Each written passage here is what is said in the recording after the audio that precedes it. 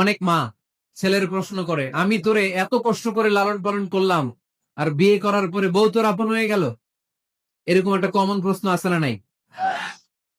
তো এক চালাক ছেলে মারে উত্তর দিছে, মা তুমি মা ডাক শোনার জন্য জীবনে কি কষ্টটাই না করছো। আমারে তুমি 10 মাস 10 দিন পেটে ধারণ করছো, এত বড় বস্তা, খাইতে পারতা না, টয়লেটে যাইতে পারতা না, খালি বমি করতা, ওষুধ খাইতা। 10 মাস পেটে ধারণ করলা, 2 বছর দুধ খাওয়াইলা, আমার পেশাব পায়খানা পরিষ্কার করলা। এরপর 2 বছর বয়সে, 3 বছর বয়সে আমার মুখে বোল ফুটলো, তখন আমি তোমারে ডাকতে শুরু করলাম, মা মা।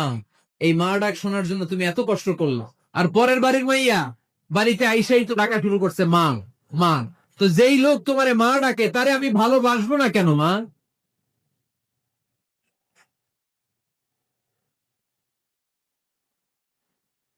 ঠিক কিনা?